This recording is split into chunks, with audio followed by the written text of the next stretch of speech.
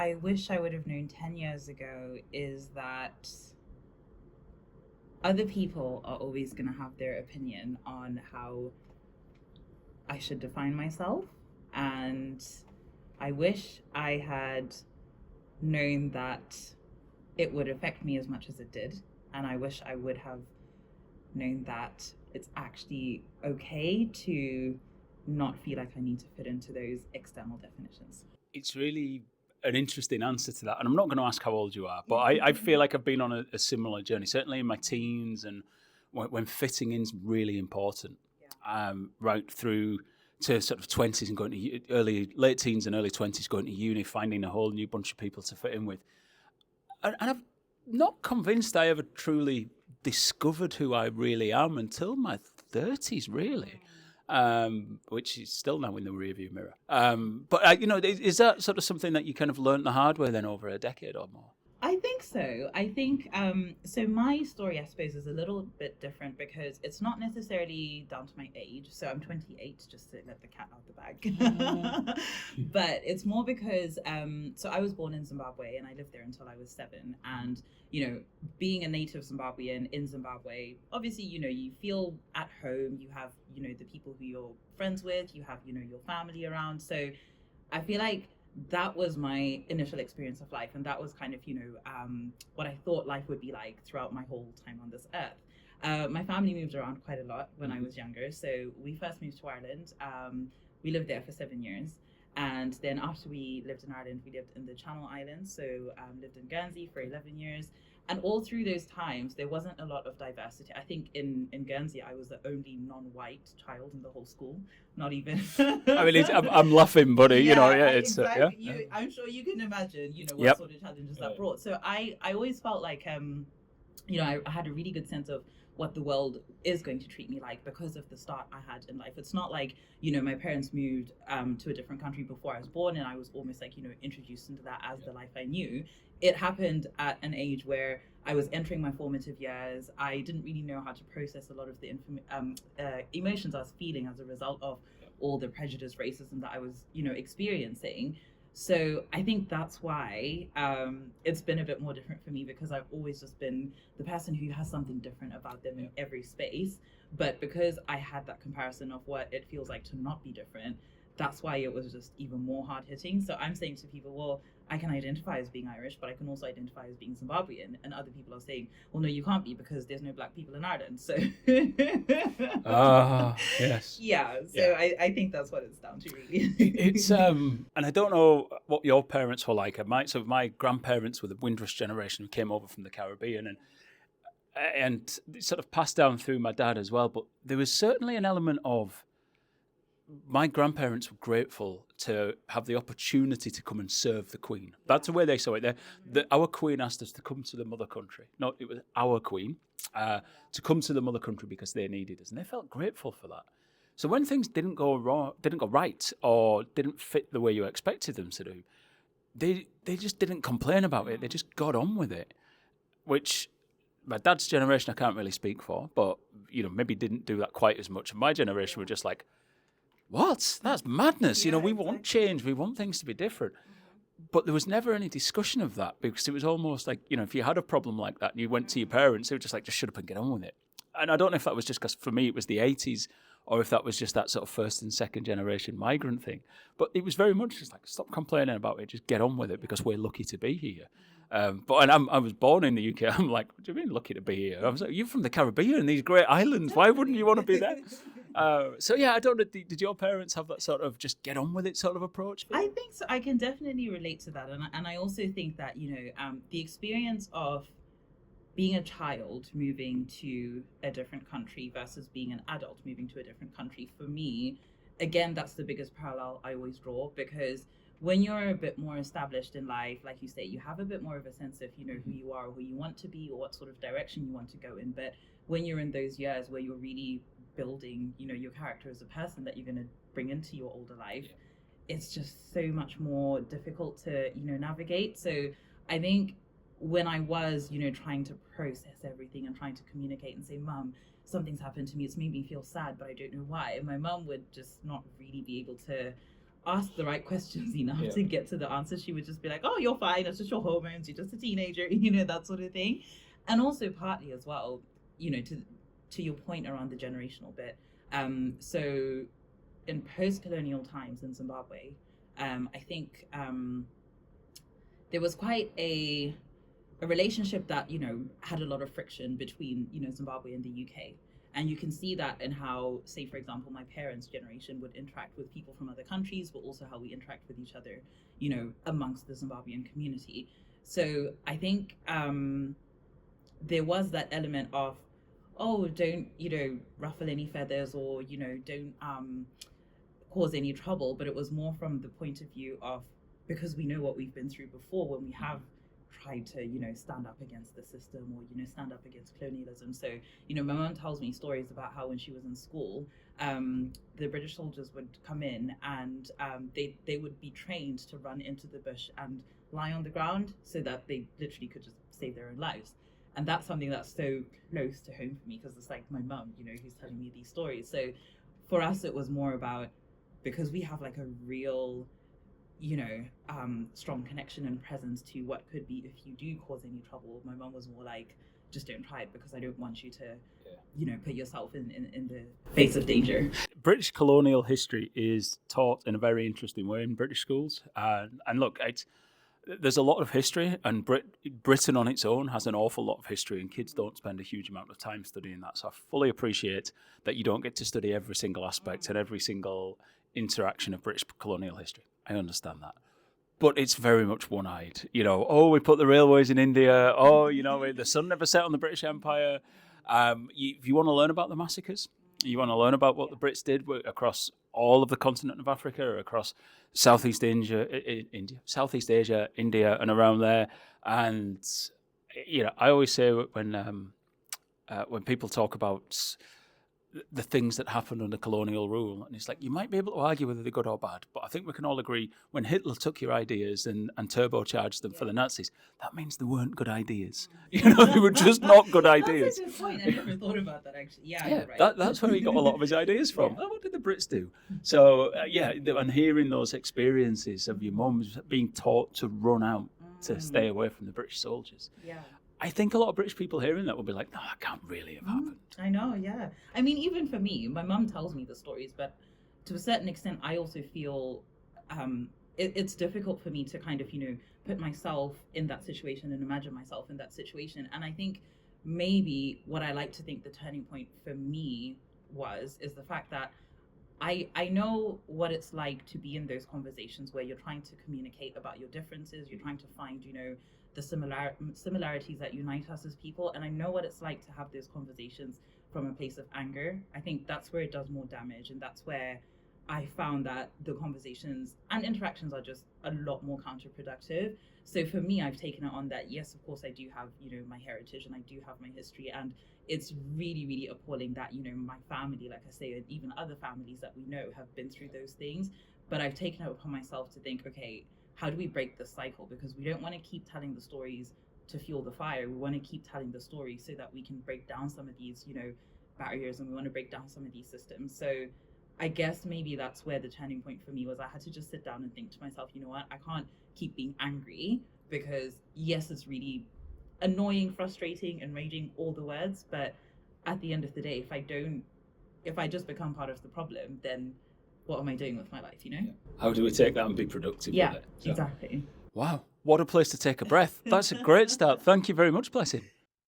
Hey up, and welcome to the Strategy Sessions. My name is Andy Jarvis. I am the host of the show and the Strategy Director at Eximo Marketing. Thank you for downloading this episode. This week, I'm joined by Blessing Mutamba, who works for NatWest, and we're building on the conversation that you maybe listened to last week, which was the live episode to launch Black History Month and the mini-series that I'm doing. Blessing has some research and some background in the impact of ethnic minority businesses on the UK economy, and also the support that is maybe lacking or required to help those businesses grow and thrive. So that's what we're talking about today, how businesses grow and that type of thing, and the support that's needed about. Thank you for tuning in. Thank you for listening. If you could rate this episode and rate the series, wherever it is you listen, go on and just pick your phone up at the minute, leave a 5-star rating. And if you don't like the episode, you tune in, you think, I'm going to stop listening to this. It's not very good. It might be a bit weird, but please do send me an email. My details are in the show notes. I love to hear from people. If no one ever tells you what they don't like, you can never improve. So I really do appreciate any and all feedback on the episode. Let's just get into it. Let's get Blessing on and listen to what she has to say. Blessing, thank you for joining me on the strategy sessions. Tell everybody a little bit about where you work, you're at NatWest, and what you do there. Yeah, definitely. So I'm the Business Inclusion Program Manager within NatWest Group. So that encompasses Royal Bank of Scotland in Scotland, Ulster Bank in Northern Ireland, NatWest Cymru in Wales, and then NatWest in England as well. So my main focus for my role is breaking down barriers to enterprise for ethnic minority-owned businesses.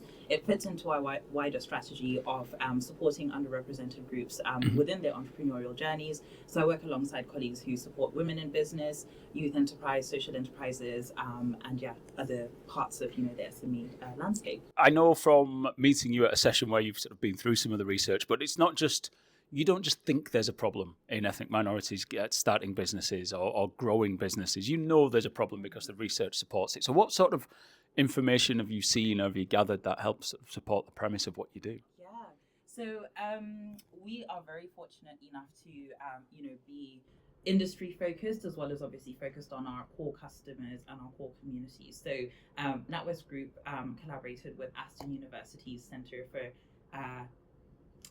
it's a great name, isn't it? I know, because every time I say that, Aston University Centre for Research into Ethnic Minority Entrepreneurship. That's the one. I always abbreviate it to CREM. That's why I have to think about the letters. But anyway, so we collaborated on the Time to Change report. The Time to Change report looked into both the opportunities but the barriers that the ethnic minority entrepreneurial landscape faces within the UK.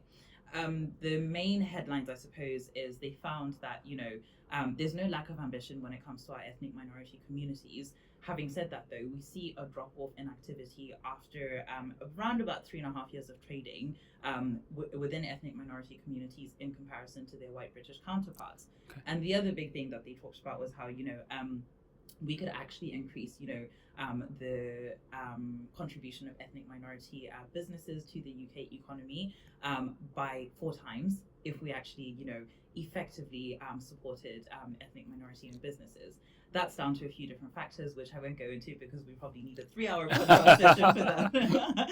But I just think it was really eye-opening to give a balanced view of, what the challenges are, but also, like I say, focus on the opportunity, because a lot of the time with research, it tends to look at either one side or the other. Whereas this research, for me, why I find it so impactful is that, it just levels out, the for and against of, why we're not effectively supporting ethnic minority-owned businesses. But yeah, it also had 10 evidence-based recommendations that it published. So it's not one of those reports that we wanted to just publish and give people, not necessarily give people, actionable items as a result of it. So I really like it because it actually talks about, things that we could do in policy, things that we can do in industry, and also as individuals as well, to really push the agenda of supporting ethnic minority businesses. Excellent. Now, this is an episode in the Black History Month mini-series that I do for the strategy sessions. But just to be clear for everyone who's listening, you're talking about all ethnic minorities in the UK. So they're not so much there, whether they're Black or African or from the Caribbean or wherever, but, it could be Polish migrants or just all ethnic minorities in the UK. Yeah, all ethnic minorities. But like I say, within the work that we do, we also try and be really specific and focused within our strategy. So again, I'll pick out, an example. So we worked with the Black British Initiative in partnership with SOAS University as well. And they run an MBA program specifically for Black founders. So we actually, contributed to, I think it was 10 or 15 sponsored places on that program. So we do like to also disaggregate some of, the activity that we do, because I think the experiences you find in different ethnic minority audiences are not always going to be identical. So we're very much aware of the fact. But yeah, obviously we still have our all-round ethnic minority support as well. Yeah. And the fact that a job like this exists in an institution like this, the NatWest Group, might be surprising to people perhaps who maybe don't follow banks all that much. But banks were traditionally known as not leading social change. They're very conservative institutions. We just took people's money, looked after it, and charged you a lot for the privilege or something like that. Anyway, But this is a wider movement within the bank, isn't it? To what end, I suppose? That's the question. Do you know, that's a very good question. And it's a question we always ask ourselves within my team on a daily basis, because you're right. I think we can't be everything for everyone. So there is a limit in terms of, what we can do. Like you say, at the end of the day, we are a bank as well. So we can't necessarily engage with every single industry sector that we'd like to engage with. But at the same time, I think, like you say, my job does exist for those exact reasons, to break down some of those barriers. So I do think that, within the parameters of what we are able to do and within the parameters of what we do know, we're trying our best to, move in the direction that is going to benefit not only our existing customer bases, but our future customer bases and our future communities as well. And I think you see it in different parts of, the bank. So, for example, we're very big on supporting enterprise, in general. And one of the, objectives that came out of all the research, came out of all the, collaborating with grassroots organizations was that we actually aim for 20% of our enterprise support to be specifically reserved for people from ethnic minority backgrounds. That wouldn't have happened if we didn't do the groundwork, if we didn't have the conversation. So sometimes it might feel like, we're shouting into an echo chamber, or people are just, giving us feedback and it's not going anywhere. Yeah. But actually, when you see all the different pockets of how it's influencing, what we're doing as a bank, you start to think, okay, this is actually, real tangible results that we're achieving. Yeah. So yeah, I love it. Obviously, I'm biased, but definitely it's worthwhile. How good is NatWest compared to all the other? No, I'm not asking you that question.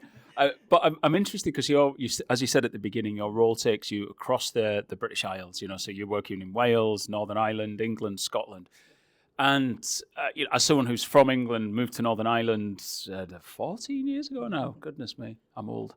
But as someone who's sort of moved across different parts of the British Isles, you see different migration patterns in different places. So how does that show up in your research, and do you have to provide different support in different parts of the business because of that?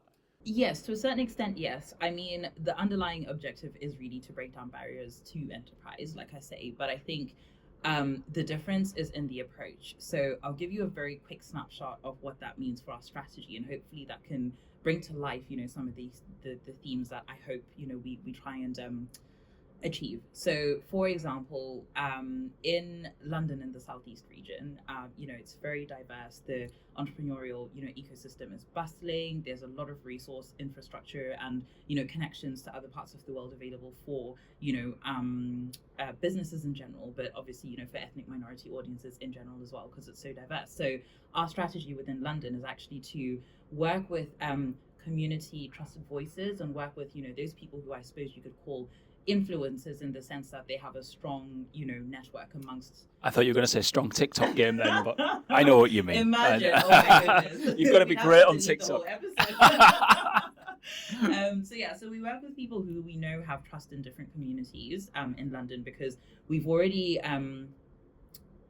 achieved the traction that we need to achieve in having, the presence within our ethnic minority audiences. However, if you look at, Northern Ireland, for example, our strategy is more actually just building the trust initially. We don't want to go in for the hard, join the accelerator or become a customer, because we're not there yet. We need to actually build the trust with our communities. So, all the events that we've been doing, inviting stakeholders through our doors, actually making the Ulster Bank offices more of a neutral place rather than just a big shiny building that no one goes into, is what we're doing within our strategy here. So I feel like for me, like I say, that's how we're doing the research, in terms of, really interacting with people as humans, just asking the questions, talking to people, building the trust, and then.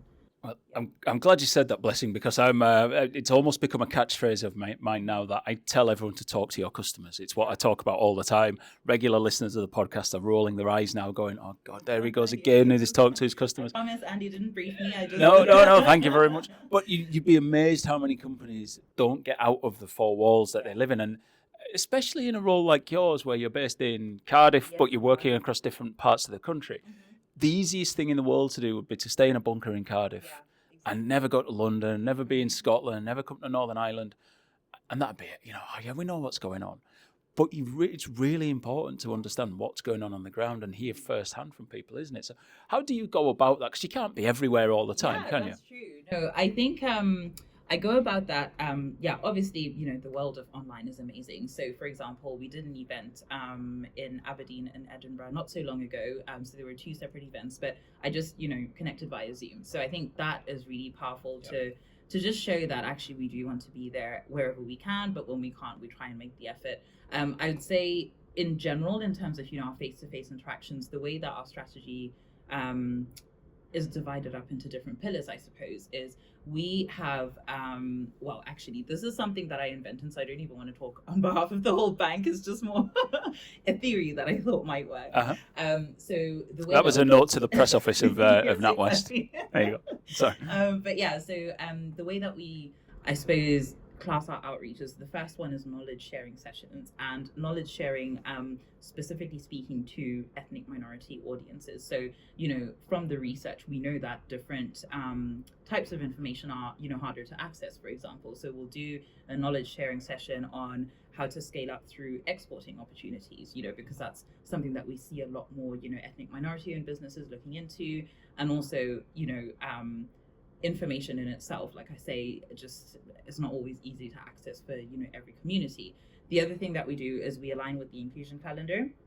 So obviously Black History Month, South Asian Heritage Month, thinking about things like Lunar New Year, making sure that we're actually communicating the message that we want to join other communities in their celebration, and we want to bring people along on the whole entrepreneurial journey at different parts at times of the year that are significant to different communities as well. So we look at knowledge sharing, we look at the inclusion calendar, and then the other big thing as well is opening up our networks, because I think, like we're saying around, there's no lack of ambition. Ambition sometimes can be lost in trying to find the right type of support, or trying to find the people who want to support, or trying to find your potential partners or collaborators as well. So we'll do things like roundtables. I run an entrepreneur forum, which is made up of ethnic minority entrepreneurs, feed that back to senior leadership as well. So we're not just doing the nice stuff of showing up, having an event, having some food together. We're also doing the other stuff behind the scenes of actually bringing the tangible evidence to the decision makers within the group to say, okay, what do we need to do to reflect it in our strategy as well? And in a bank, banks are huge organisations. There's lots of people, lots of moving parts, lots of real estate, and lots of things going on there. So how do you take the overall strategy and connect that through to the delivery of? I hate strategy and delivery. I actually. There's a great blog post about it, calls it strategy and stewardship, rather than strategy and execution or strategy and delivery. Because the latter phrases make it sound like we've done this great bit of work, exactly. You need to go and deliver it. Whereas strategy and stewardship is about you've got to be able to sort of steward it through the process. So whatever you call it, how do you make sure that happens in an organisation with a lot of moving parts, a lot of people to interact with, a lot of different brands to interact with? How do you make sure that stewardship happens? So I suppose on an organization-wide level, thinking about, like I was talking about the objectives we have for, support going to ethnic minority founders, that actually does go into our ESG reporting or our social impact reporting. Yeah. So I think for me, that just shows a very clear line of, people keeping track of our, our progress and making sure that we're achieving that. I suppose at a more grassroots or localized level within my team, it really comes down to not only speaking to colleagues when there's something to be done. Actually, for example, so really good example is I started running cultural literacy sessions with my colleagues, my customer facing colleagues, and we've rolled it out to about 400 colleagues at this point. But I don't just end at, I've delivered the workshop, that's it, see you later, go on your way. I keep that conversation going. We have a Teams channel now. We have a newsletter that I send out to remind people about, the principles that we talked about in the workshop. So I think for me, it's really just keeping the conversation going and also finding those new opportunities based on the initial conversation, which I suppose really boils down to the fact that, sometimes it's about identifying the need before it becomes a need. So no one ever, said, oh, you know what, we really need cultural literacy workshops. It was more, I came to the table and said, I think we should do this. And then we did it. And, so I think that's how we just keep that conversation going, keep it relevant, because I feel like, once you have that inroad, it's just a matter of, going in and relating it to our organization-wide strategy, but then saying, okay, so what are we going to do as individuals to contribute to the bigger picture? There is that little bit, and you almost sort of mentioned it in passing, about making sure you're connected to the organizational strategy, isn't it? Because the number of, certainly if you want to access budget in a larger, you can see where my head's been this weekend. If you want to access budget in a larger organization, you need to be able to show it's going to help send the boat faster towards one of these strategic pillars, don't you? But that sometimes is not maybe in line with what you maybe see on the ground or what you see is happening. So do you get that frustration? Do you see that sometimes? Or is it at the minute relatively straightforward for you to go, no, that aligns with this pillar? And yeah, I think I see that definitely on a day-to-day basis, but also, just I think inherently within the organization. And I think it really is down to the fact that because we're such a large organization, different people approach it in different ways. So if you go to speak to someone who's maybe in a more, commercial department, or someone who's just thinking about lending or something that's very structured, and there is either, the answer is either yes or no to something, they will have a very different view on someone who's, maybe in a bit more of the purpose-led, part of the bank, where we're looking at the impact rather than the commercial return. So I don't think it's down to, it's no one's fault, I suppose, in the sense that, people are conditioned to think in the way that they're conditioned because of the part of the bank that they're in. So I think for me, it's about, to your point, actually defining what value looks like and making sure that's done to a consistent level, and also just acknowledging that value is going to be different to everyone who, is involved in the process of achieving what we're trying to achieve. So I do get frustrated, yes, I won't lie, but I can also understand why, people think the way they think or have the feedback that they do have. I don't think I've ever consulted with any company, large or small, but definitely with a large company where the word frustrated hasn't been mentioned at once. So you're not alone there. Everybody's just trying to, you get sort of quite clear divides between what this job does and that job does, and they won't help and this one. And there's all sorts of bits like that. But generally speaking, you think the path of the direction of travel is going the right way. 100% agree. And again, like I say, I'm biased, but That's all right. We've got just out a shot that you can't see. The PR team are stood here holding a gun to Blessing's head. No, they're not. I'm only kidding. Yeah, I know, escorted off the premises. So let's roll back a little bit to the research, because from memory, when I heard it, so it was a little while ago now, there were some really interesting things in there. I think one thing was that ethnic minorities are supported by their communities a lot more, and that almost becomes like their opening sales channel and support channel. So, that was not a huge difference, but certainly a noticeable difference in the research compared to white businesses, if you want to call them that start in the UK. I've probably got my language wrong there. Well, I get the essence of what you're trying to say. I think, so I suppose if we think back to the nature of a lot of ethnic minority communities, so you'll have first generation and second generation, and a lot of the time you'll find that some people become accidental entrepreneurs. There are obviously people who, have a vision and they 100% go after that as well. So I think that there's a mix there. So why I think that's important to mention is because, when you think about the people who become accidental entrepreneurs, they will often, sell to their neighbors or sell to their, neighborhood, or maybe go through word of mouth, for example. They will employ their family members as their, staff, and then before they then, expand. So I think that's where it becomes more important to actually have those conversations with people, because a lot of the time you'll find if you speak to people like those, they won't see themselves as entrepreneurs. They'll just see themselves as, I'm just trying to make ends meet.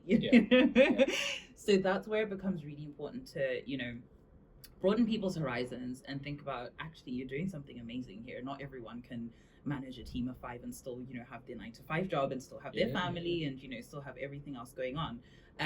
So then when it becomes a case of, expanding into different industry sectors or, diversifying whatever it is they're doing, the conversation becomes a lot more daunting, because you then switch to, okay, this is what a business owner would do, this is what an entrepreneur would do, but all the while before that, people wouldn't have seen themselves as entrepreneurs. So I think that's where it comes down to being very committed to tapping into potential, and actually just always shouting about the successes that people are achieving, so that we can hold a mirror up to a lot of the people who are doing amazing things and actually say, no, you know what, you are pretty much an entrepreneur, you are a business owner. So yeah, I think that's probably where we see the biggest difference of converting from that mindset of I'm just doing this because it makes money to actually I'm onto something really good here. Yeah, I'm onto a winner. Yeah. And some of the challenges that you mentioned that ethnic minorities face, sometimes it's very, I say, practical, and maybe that's not even the right word, but sort of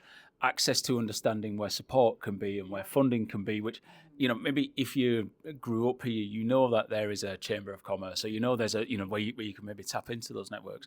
But are there any other sort of structural challenges, or I'm not trying to lead you down a path of talking about racism or anything like that, but any sort of more difficult to pin down challenges that ethnic minorities face? So off the top of my head, I mean, there's loads, but let me just skim over a few. So one of the key pieces of feedback that came back from the Entrepreneur Forum was around how because someone is a migrant or they're from an ethnic minority background, a lot of the business support providers that they have gone to almost lowered their ambitions on their behalf. So that's interesting. Yeah, exactly. So you'll have a business advisor saying, why don't you just start off small rather than aiming big, when someone has the idea and the passion and the drive. So that was a really interesting insight, because I think it comes down to I guess maybe people not having exposure to the different experiences of migrant and ethnic minority communities, but actually when you think about, like I say, the sheer resilience and, like I say, creativity and diversity of thought within those communities, there's so much that we could do much more on. And there's a lot to dislike, perhaps, and hello to my American listeners. There are a few, about 20% of the audience. There's a lot to dislike about the way that the sort of rugged individualism of the US has been taken and pushed to an extreme. But there is, within the core of where that came from, something really, really that rings true and really, really positive, is that the people who went to America had to basically go make it, not with their bare hands. The Native Americans were there anyway, but there's lots of places in America where nobody lived and they had to build that community. Kind of that spirit of entrepreneurialism got them to where they're going. And that holds true for migrants coming to this country. If you left your home country at the age of, as we heard earlier in a different conversation, sort of 17, 18, to go and live somewhere where the language isn't maybe the same, the culture's different, the weather's different, and you have to put down roots, build a business, find a job. That spirit of that grit and that sort of enterprise, even if it's working as a bus driver or as a nurse, which is what a lot of migrants came to do, but there's still a spirit of grit and enterprise there, isn't there? That got you to there. So, the fact that you said, I think we could grow it 4 times the amount of economic impact, that feels like just a huge miss by the country to not be really focusing on this. Definitely. I totally agree. And, I think it would be remiss of me not to acknowledge all of the great work that is going on. But I think, as you and I both know, it's such a vast piece of work. Any form of progress is always going to feel like it's going to feel minuscule, compared to where we need to go. So, definitely, I think there is that, and us having conversations like these, seeing organizations embedding it into their culture on an ongoing basis. We were talking about not just, talking about these topics during Black History Month, but actually all throughout the year is really important. And, to your point earlier, the Time to Change report did actually find that, some of their Black respondents specifically did feel like, racism and prejudice did contribute to, the support that they received within their, journeys. But I think the other really key thing here is, if we strip back, the basics of what we're trying to talk about, is people interacting with people, really is what we're saying. And I think one of the major, barriers that, entrepreneurs from ethnic minority backgrounds feel is that, I suppose, in the UK, rightly so, financial services and business support organizations are regulated, and, there's only so much we can and can't say, there's only so much we can and can't do. So I think that contributes to the interaction feeling more, bureaucratic, feeling less personable, feeling more like just someone filling out a form and being a number, in a queue. And when you think about, again, the sentiments that were shared in the Time to Change report, that really came out that actually some people are just put off from, interacting with organizations because it's too robotic or it doesn't feel human enough.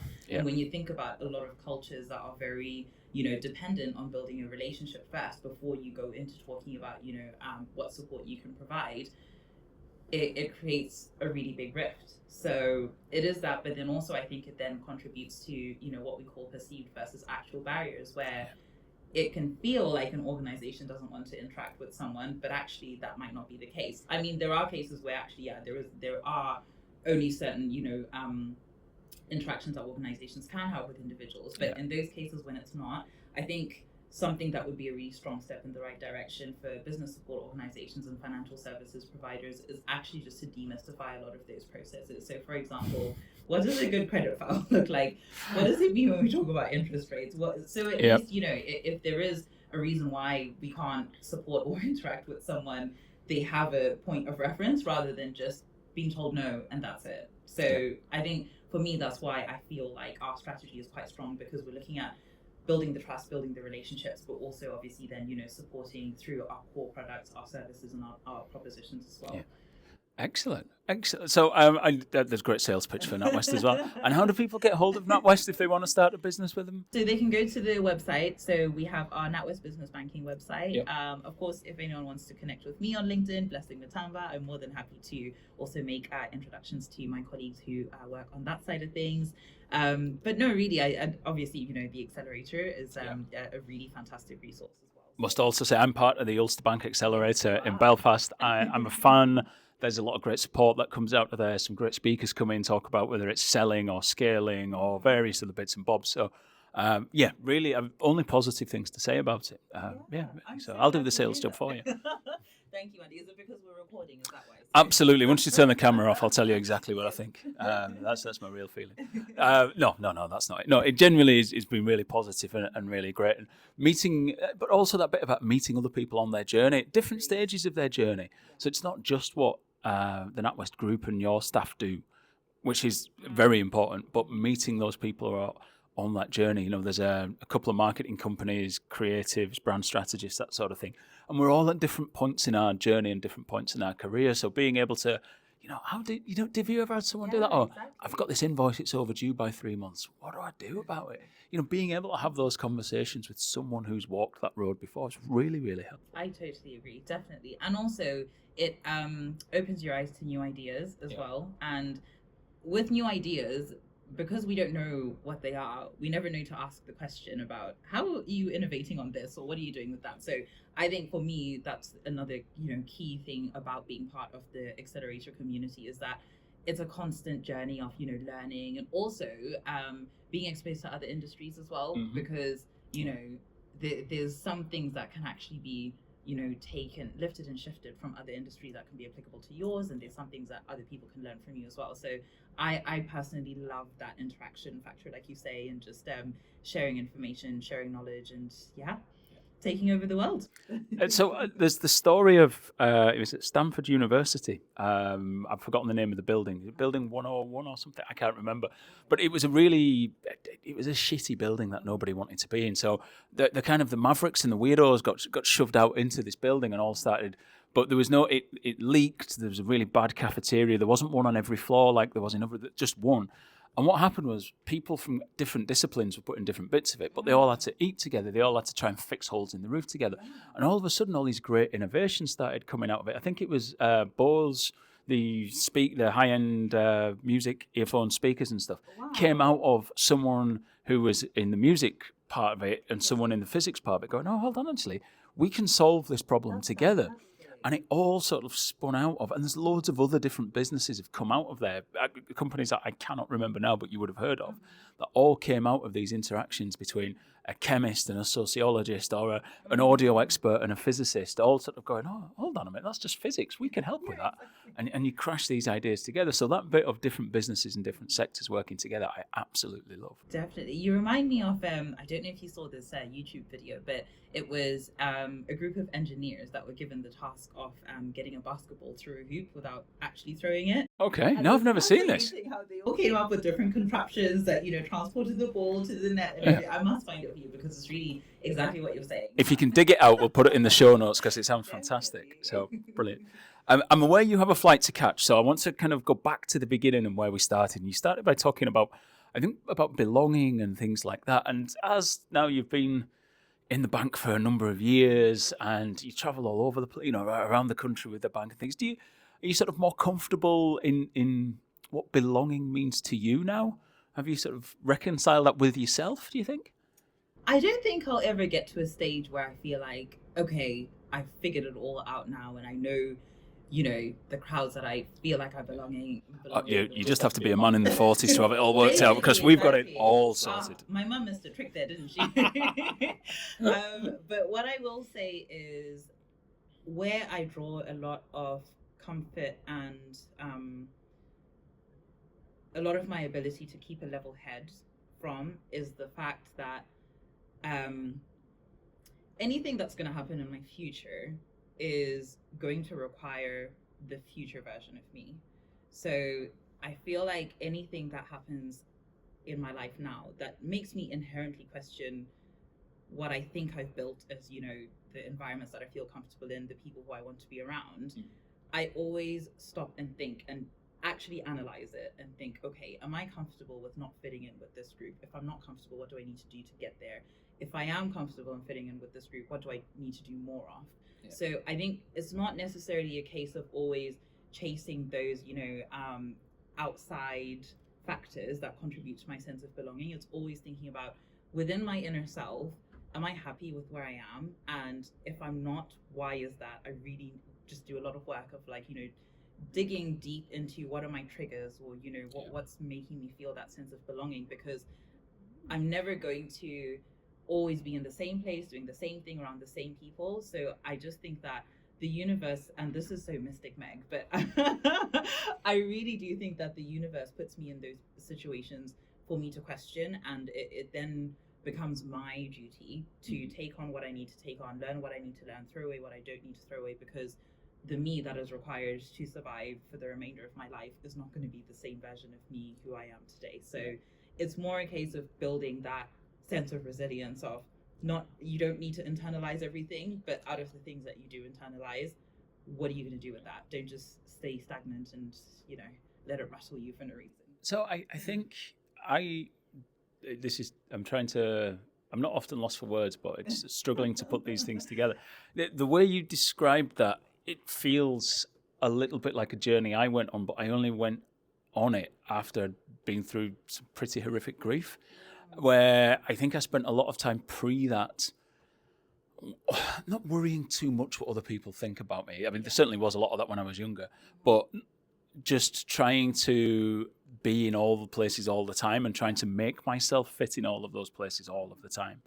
And it was exhausting. Yeah. And I think what happened coming through that grief process is realizing the situations I wanted to spend more time in, and being very comfortable being in other spaces, even if that meant, even if I didn't fit in those spaces. Yeah. And I feel it's really trite to sort of jump from grief into work, but I'm in a different place quite often. And I think if I'd have been doing this 10, 15 years ago, I would have been in each of those places trying to make those people like me. Yeah. And now I'm just in those places talking to those people about their business. And sometimes you fit and sometimes you don't. Some clients I'm really good friends with, some clients we're very professional with. And it doesn't matter. As long, they bring me in for my skill, not for being a great lad. Exactly. So, it was an interesting journey to go on. And do I wish I'd have gone on it earlier? If you'd have asked me 10 years ago, I'd have said yes. But now, no, because it's just part of that journey that I'm going on. Definitely. And everything has its time as well, because I do think that sometimes, and this is just from my personal experience, so I suppose it's not applicable to everyone, but sometimes I feel like we're not ready to receive some of the information that is sent our way. So actually, for me, I'm sure that, I know there's times that I could have responded to things better or done things in a different way, but I'm also like, if I had been that person, say 5-10 years ago, then I wouldn't have evolved from it as much as I would have if I have that same information now, because I'm a bit more grounded in where I am. But if I had taken on that information before I got to this point of, being able to just regulate how I respond to things, then it wouldn't have been the same. So I think I totally agree with you in the sense that the journey is the journey, and we just need to be aware of what it's trying to tell us and what it's trying to teach us. Now, it feels like a very awful, difficult, hard turn. Like I've yanked the handbrake on and I'm spinning the wheel going off in the other direction to go from that discussion to say, Blessing, tell us about a book or a podcast you'd recommend to everybody else before we wrap up this interview because you need to go. Like the handbrake's on, the smoke's coming out of the back tyres and we're going off in the opposite direction. I used to lie down after that. No, so I'd be a really shit therapist, wouldn't I? That's interesting that you're telling me about your trauma. No. Did you see the paper this morning? No, but it's all connected though. So I think, and it's nice to be able to, say some of these things out loud because it's not often we do get the chance to. So thank you for, just going in all the directions that you have gone in because it's been very enjoyable. But okay, if I was to recommend, I'll go with a book. Okay. And the book that I'd like to recommend, which I have found really helpful, is The 7 Habits of Highly Effective People by Stephen Covey. Yep. The reason why is because it has taught me a lot to do with being able to be okay with the fact that I can't change everything, and it's taught me a lot about getting to what I believe is the closest possible version of myself who is true to themselves and is authentic. I still think, I've got lots to do, it's a journey, but I just think that book just puts so much into perspective and puts so much clarity around things, and it's applicable to work life, to personal life, to everything else. So. Probably the book I've lied most about. I've never actually read it, but I've told so many people I have read it. It's a good book. Partly because, to go back to wanting to be popular, wanting to fit into spaces, it never felt like a book that I cared about reading. I do now, I want to read it, but it never felt like a book I had the slightest bit of interest in reading. But lots of people who are respected kept saying, you should read this. But I was like, oh no, I've already read it. And I just used to lie about it. So has no one ever asked you what your favourite... I did. I Googled it once and found what the 7 things were. And then just became, I can't even remember. I should have done that then. Oh gosh. That's just the arsehole I was back then. So I will read it. I'll make that promise to you now. I'll read it.